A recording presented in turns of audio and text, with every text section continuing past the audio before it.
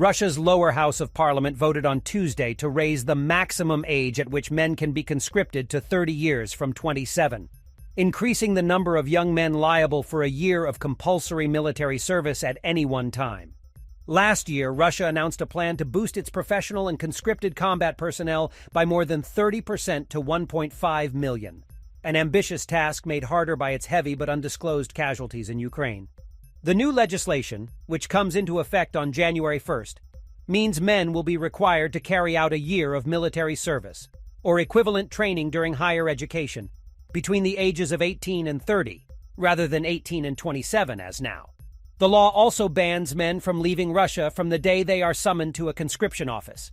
In April, legislation was passed allowing conscription summonses to be served online instead of in person.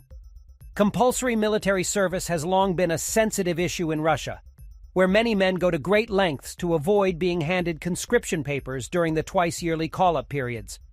Conscripts cannot legally be deployed to fight outside Russia, and were in theory exempted from a limited mobilization last autumn that gathered at least 300,000 men with previous military training to fight in Ukraine, although some conscripts were sent to the front in error.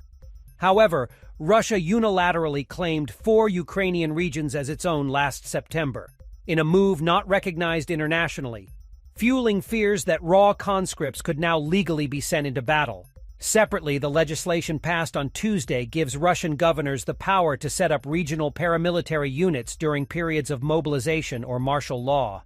These units would be funded and armed by the state and given the right to shoot down drones, fight enemy sabotage groups, and conduct counter-terrorist operations. Andrei Kartapolov, a former general who chairs the Defense Committee of the lower house, the State Duma, said the changes would formalize the creation of militias. The topic has gained importance since an abortive armed mutiny last month by Yevgeny Prigozhin's Wagner mercenary force, which is largely funded by the state but fought in Ukraine as a unit with broad autonomy.